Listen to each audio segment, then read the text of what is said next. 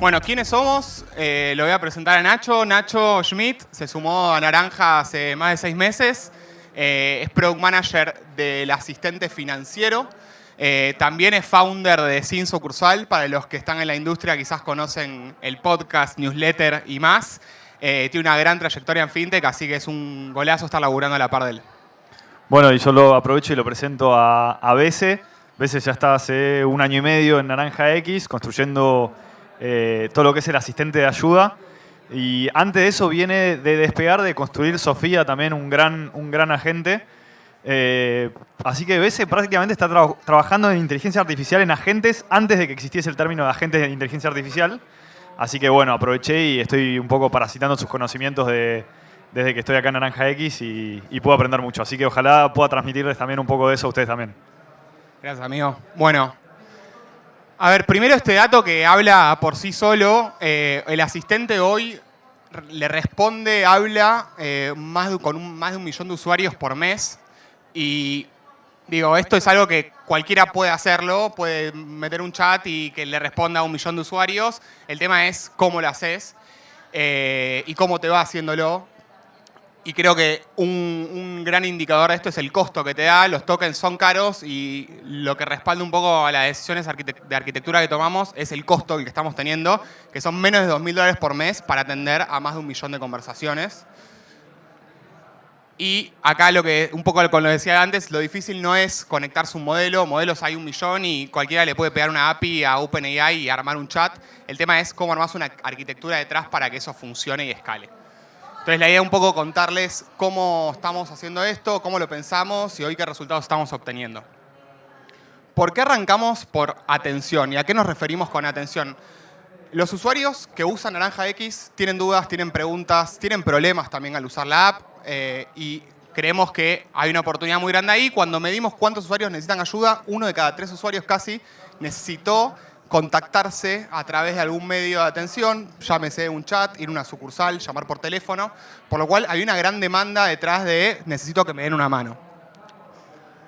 Esto lo que nos generaba es que el 9,5% de ese incoming terminaba derivando en un contacto asistido. O sea, 9,5% terminaba hablando con una persona. Eso tiene dos partes que son negativas. Por un lado, no es la mejor experiencia porque tenés que esperar a que te atiendan, pasar por todo un flujo autogestivo para después, si tenés suerte, hablar con una persona. Y segundo, porque es carísimo para la compañía. Hoy el benchmark de la industria está en un 2%, por lo cual estábamos muy lejos de ese indicador y claramente teníamos un tema. Y por último, a nivel de experiencia, NPS básicamente es un score que te dice qué tanto el usuario resolvió o no resolvió el canal. Estábamos en 27 puntos sobre 100. Un piso histórico, porque como veníamos atendiendo antes, claramente ya el usuario empezó a subir su vara porque vio que otras aplicaciones lo atendían mejor y estábamos en el piso. Pero sí teníamos algo muy importante, que es que el usuario venía y nos decía qué es lo que estaba buscando. Un usuario entraba al chat y nos decía, vengo por este problema, necesito que me ayudes a resolver X cosa. Entonces, la ambigüedad en ese sentido era muy baja. Nosotros teníamos que ocuparnos de resolver la necesidad del usuario y a partir de ahí dijimos, bueno, con eso podemos hacer cosas. Y ahí es que dijimos, bueno, vamos a construir un chat y ¿cómo hacemos a este chat? ¿No? Conectar un modelo es fácil, armar una arquitectura se pone un poco más complejo. Acá voy a tratar de ser lo más generalista posible. Cualquier cosa, si a alguien le queda dudas, me puede preguntar en el Q&A o después buscarme. Básicamente, el usuario a la izquierda de todo ingresa un input, nos dice qué es lo que está viniendo a buscar y procesamos eso a través de un safe layer. ¿Qué es un safe layer?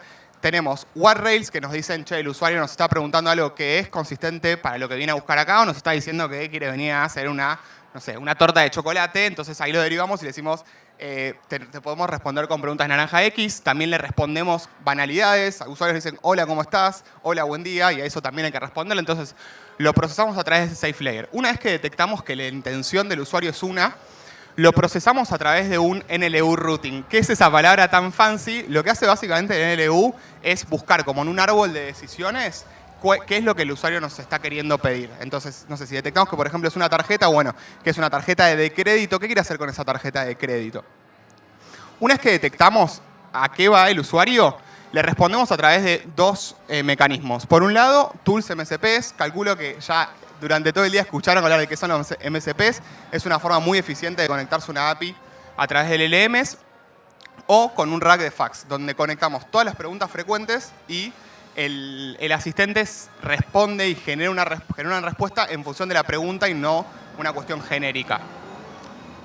Y por último, una vez que nos da un output, ya sea una tool o una FAQ, tenemos un output formatter, que eso lo que hace es responder como queremos que Naranja responda.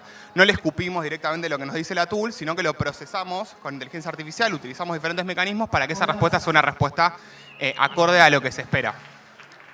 Y acá entran otras tres cuestiones que están continuamente midiendo al usuario, que es, por un lado, busca detectar si el usuario necesita una derivación. ¿Qué pasa? Hay veces que el usuario ingresa al chat ya bastante molesto, ofuscado, porque no tuvo una buena experiencia y no nos habla de la mejor manera. Entonces, detectamos que necesita una derivación y le damos la derivación de forma anticipada.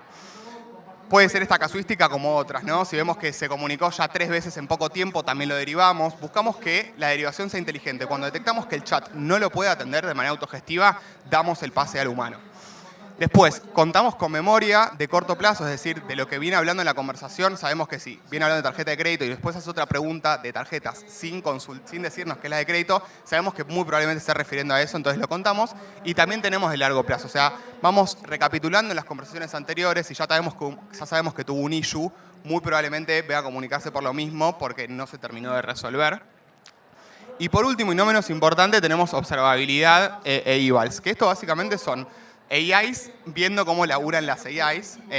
Entonces detectamos si, por ejemplo, no está respondiendo como esperamos que responda o él está respondiendo algo que no es acorde al input del usuario. Eso obviamente lo obtenemos post la respuesta, pero sí nos sirve para ir mejorando los prompts, sobre todo, para que esas respuestas sean cada vez más atinadas y podamos mejorar la experiencia.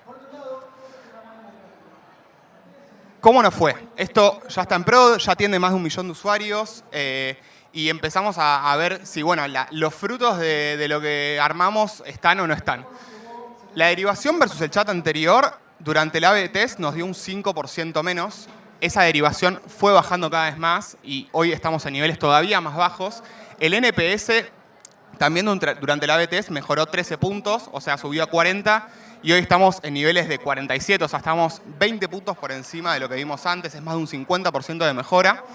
Y todo esto lo bueno es que lo logramos sin incidentes críticos. Hicimos un rollout muy progresivo, arrancamos con una muestra muy chiquita y fuimos aumentando pase a pase sin tener ningún incidente crítico. Es decir, en ningún momento se explotó el call center porque el asistente empezó a derivar a todo el mundo o empezó a responder cualquier cosa y nos generó un problema. Entonces, eso es algo que muchas veces en proyectos de AI pasan este tipo de fallas y por suerte tuvimos la capacidad de no tenerlos en nuestro caso. Y acá un poco, para hacer un recap de lo que venía charlando, nosotros en el chat de atención recibimos el input del usuario. Sabemos lo que la persona necesita. Nos dice, tengo un problema con mi tarjeta de crédito, no estoy pudiendo transferir. Y eso lo que nos da es muy baja ambigüedad en el sentido de que si nosotros detectamos el input y tenemos una respuesta para darle, seguramente sea correcta. En cambio, del lado de Nacho, la película no es la misma. No, claro, de nuestro lado, igual necesito hacer una pausa. El efecto dramático que le dio la musiquita de Volver al Futuro mientras presentaba la arquitectura Me fue estaba matando. algo no planeado, pero fue gracioso. No, exacto. Un poco, ¿por qué se arrancó, por lo menos a nivel estratégico, en Naranja X por lo que fue el asistente de ayuda? Por esto que decía Bese, o sea, de alguna forma viene el usuario y te dice qué es lo que necesita resolver, ¿no? Entonces, de alguna forma básicamente te está diciendo qué es lo que tenés que construir. En el caso del asistente financiero, nosotros lo que veíamos es, los usuarios tienen necesidades mucho más allá de quizás problemas de la app, que de golpe no te las están diciendo, lo cual nos genera muchísima más ambigüedad o muchísima más incertidumbre en qué es lo que necesitamos construir para ese usuario para realmente agregarle valor. Entonces, de alguna forma, separamos los scopes y separamos los tracks, en el sentido de que a veces se concentre 100% en todo lo que es lo que el usuario le dice y lo que el usuario viene a buscar, y por otro lado, con una metodología mucho más de experimentos, fuimos por un camino más de ir entendiendo de qué forma también le podemos agregar valor al usuario en lo financiero, más allá de la ayuda que te viene a pedir con problemas que puede llegar a tener en la app. La típica en producto, la que pasa siempre, es te dicen, no, vos tenés que hacer tu MVP, tenés que validar y en base a eso vas validando tus hipótesis y vas viendo qué es lo que tenés que construir. Eso de alguna forma es una sobresimplificación. Entonces nosotros en este caso fue che, en este caso estamos con más a la incertidumbre del MVP, o sea, tenemos que validar con experimentos. En el caso de ese es mucho menos incertidumbre que en un MVP. Entonces, es mucho más un desarrollo en fases que, de alguna forma, esa estrategia se respaldó por lo que le pasó a BC, ¿no? Tipo, BC hicieron todo el proyecto, lo lanzaron, 0 incidentes críticos y una mucho mejor experiencia. Y nosotros ya medio que cambiamos el rumbo 3 o 4 veces, lo cual también de alguna forma respalda que estamos yendo, esta división de scopes fue por el camino correcto.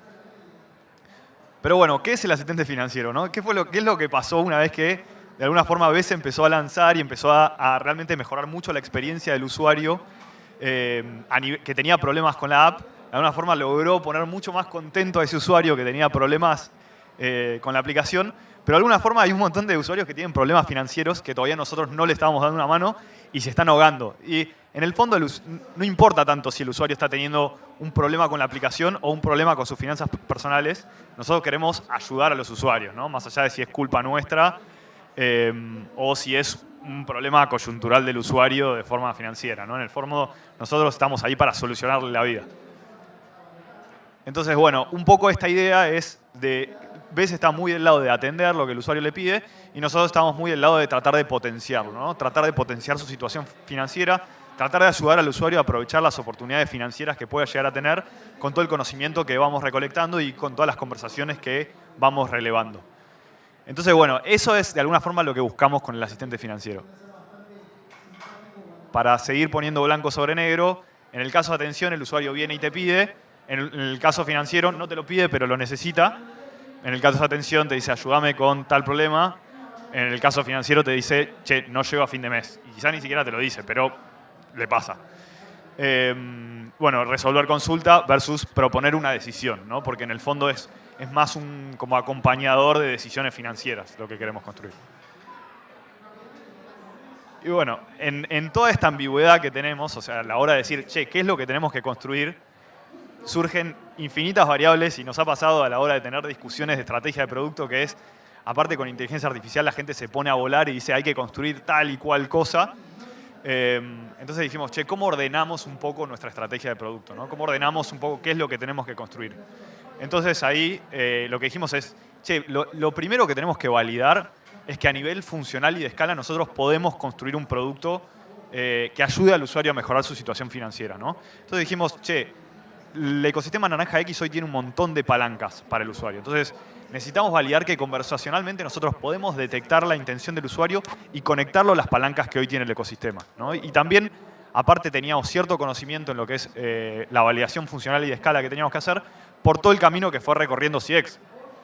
CX de alguna forma nos demostró que se puede hacer una plataforma conectada con MCPs, con RAGs, a bajo costo, a escala y funcionando con buen nivel de latencia. Entonces dijimos, ok, eso es un montón de camino recorrido para aprovechar.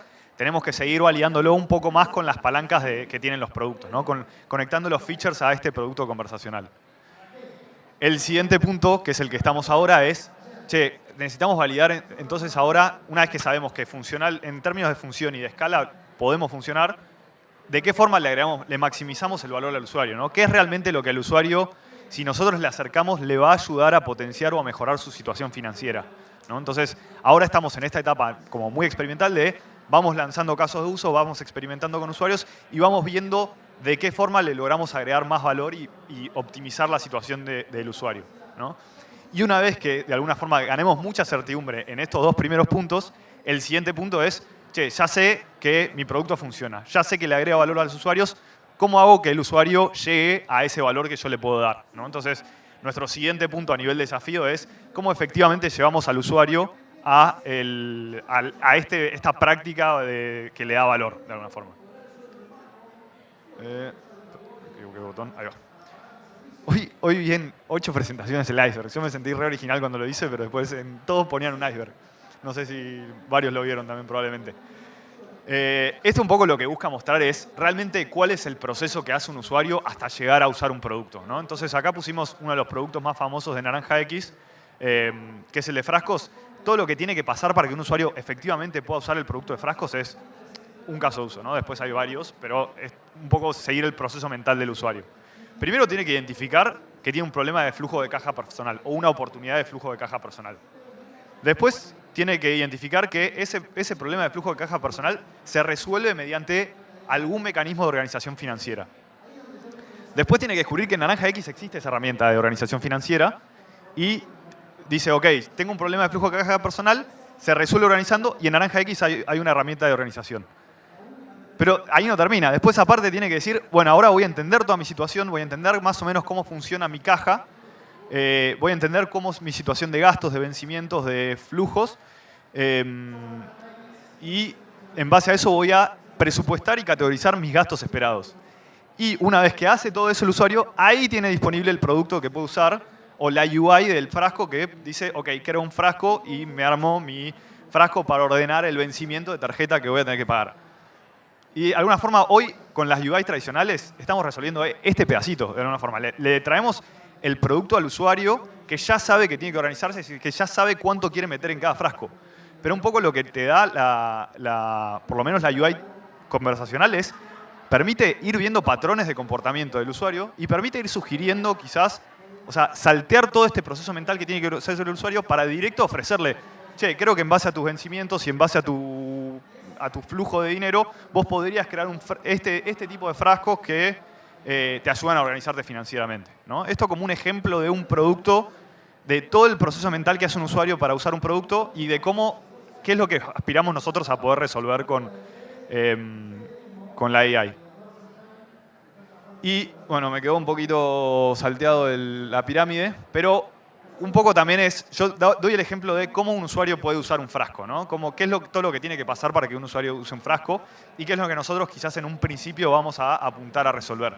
Pero en el fondo nosotros no es que queremos decir, che, nuestro objetivo es generar adopción de frascos, ¿viste? No ese es el objetivo.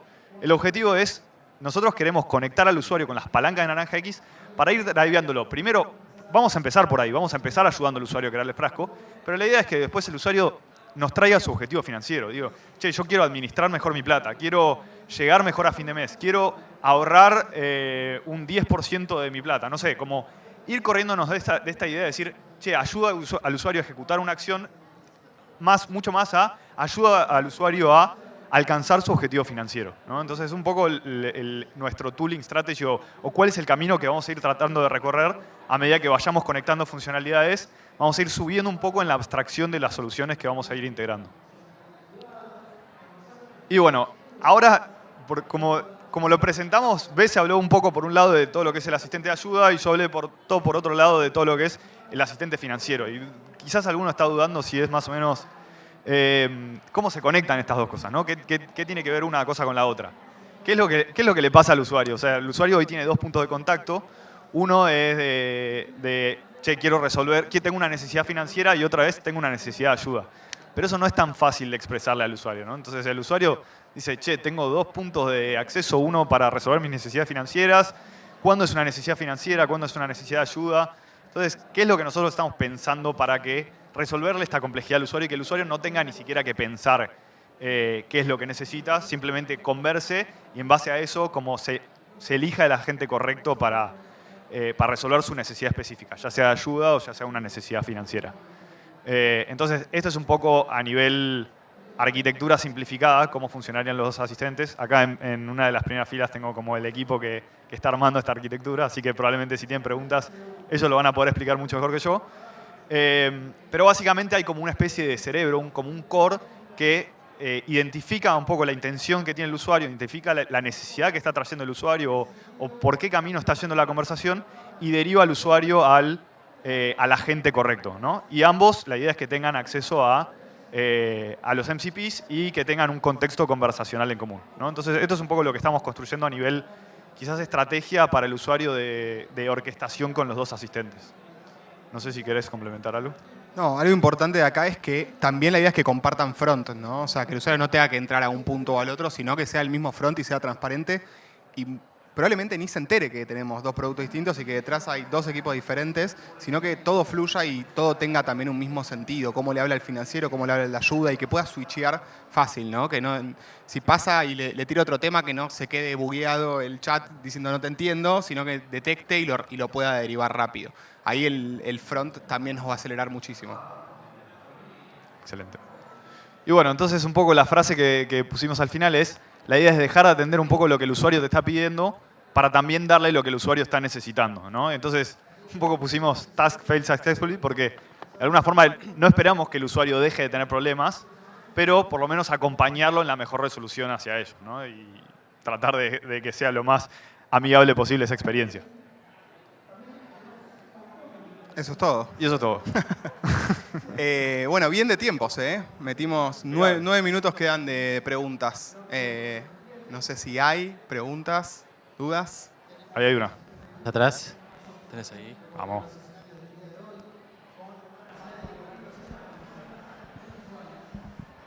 Hola, buenas tardes. Consulta, ¿en la implementación hay algún tipo de estrategia de personalización para el usuario? No sé, leyendo los datos del comportamiento dentro de la aplicación o algo por el estilo, ¿o está todo más estandarizado? Es una buena pregunta, respondo y me complementás, Nachi. A ver, lo que estamos empezando a hacer, claramente la personalización es algo que está buenísimo. Cuando sentís que te están hablando a vos con tu tono, es algo disfrutable. Cuando ChatGPT o Claude, el que sea que usan, te empieza a hablar como vos, decís, che, qué raro esto, me gusta, no sé, pero tiene su toque y se valora.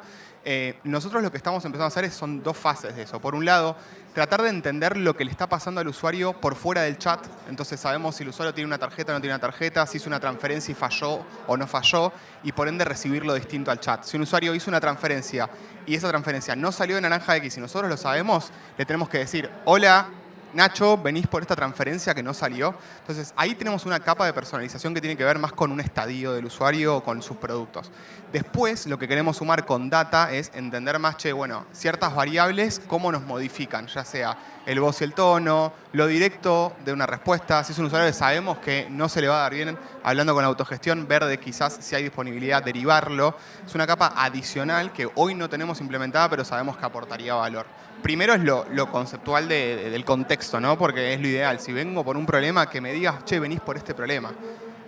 Así que estamos laburando en esos 2 frentes. Sí, creo que es un buen punto. O sea, en el fondo es, primero vamos a arrancar por lo más simple, que es, si tuviste un rechazo hace 5 minutos y yo lo leí, y esa información quizás la integro primero porque tengo mucho más claridad probablemente de lo que vengas a buscar, y después ir mucho más a decir, che, ¿cómo voy personalizando la conversación en base al historial de conversación que tenés o en base a qué productos usás? Como que todo ese cerebro también tenemos, o sea, está planeado construir, digamos. De vuelta, baja y alta ambigüedad, ¿no? Exactamente. Es lo mismo. Gracias. A vos.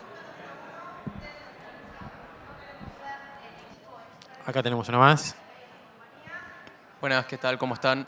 Tengo una pregunta en cuanto a, no recuerdo hace cuánto están haciendo este proyecto, pero ustedes a nivel interno, si tienen alguna KPI que mida, por ejemplo, a nivel humano, si estas áreas humanas están resolviendo más o menos conflictos, porque me imagino que al facilitarle con la IA las soluciones, muchas se deben derivar a la atención humana y muchas se deben resolver. Pero ustedes tienen esa relación medida de cuántos success rate tienen en cuanto a la cantidad de conflictos que pasan a las áreas humanas. Sí, está bueno el punto. Ahí hay dos KPIs. Por un lado, el contact rate, que es cuántos tengo que derivar. Cuanto yo menos tengo que derivar es porque se supone que lo estoy resolviendo de manera autogestiva y por ende con AI. Pero ¿qué pasa? Yo puedo no derivar al usuario y pensar que le resolví y no me suma bien al contact rate, o sea, no me suma como una derivación, pero el tipo me vuelve a contactar y me vuelve a contactar y me vuelve a contactar. Entonces, le estoy pegando bien un KPI, pero no a otro, que eso es el contact rate, la tasa de recontacto. Entonces, si el usuario me está volviendo es porque la necesidad nunca se resolvió. Entonces, la tasa de recontacto nos da justamente eso, es qué tanto vuelven. Si está mejorando, estamos revisándolo porque también hay un componente de ¿vuelve porque le gustó la experiencia o porque no le resolví el problema?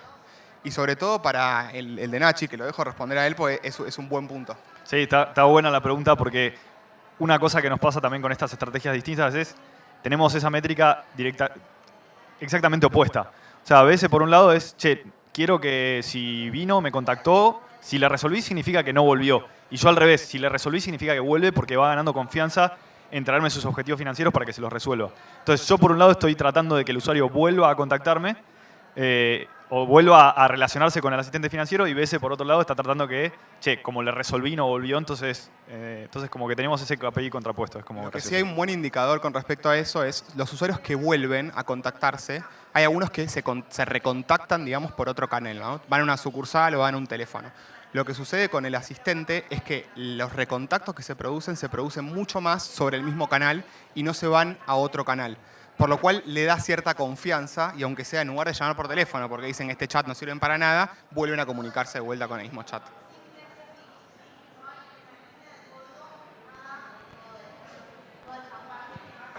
Buenas a todos. Puntual con lo que decía, medio ligado a la pregunta anterior. ¿Hay algún indicador o algo que es a nivel de escalabilidad, como futuro de lo que están armando, pueda quedar fuera de esto y solucionarlo con algún otro asistente? ¿O la idea es que conviva con estos dos tipos de asistencias para el usuario? Porque digo, el usuario siempre va a tener problemas a solucionar. Y la idea también es reeducarlo para que pueda como vivir en este ecosistema, pero también cómo piensan ustedes proyectar esos problemas futuros que van a seguir surgiendo. Se cortó un poco la pregunta, no sé si la terminé de entender. O sea, básicamente, si más allá de todo lo que es las necesidades financieras y las necesidades de ayuda, tenemos algún otro KPI que estemos mirando que digamos, che, también hay que direccionarnos en este camino. Claro. Creo que no. No, pero está bueno para pensarlo. Hay que O sea, pensarlo. se pueden abrir mundos, no sé, por ejemplo, hay apps como Lemon que suman apps dentro de su propia app para resolver diferentes cuestiones. O en China también, la app número 1 es una super app. Entonces, puede ser que no estemos hoy detectando necesidades que podríamos conversacionalmente resolverlas. Así que está bueno el punto. Quizás lo que estaría bueno es una especie de opt-in de golpe y ver cuántos usuarios están dispuestos a delegar sus finanzas en una inteligencia artificial, ¿no? Y que midamos algún opt-in de eso. En un futuro, ¿no? Ya volando un poquito más 0. adelante. Sí. Pensando como, por ejemplo, todo lo que es los fondos de inversión o las cuentas remuneradas que van mucho por ese lado y que quizás eventualmente nosotros vayamos ahí. Es tipo como si fuese una cuenta remunerada, pero en vez de con instrumento de inversión, con palancas organizacionales, por ejemplo. Pero no, la verdad que todavía no lo pensamos. Es más pensando ahora en voz alta. Muchas gracias.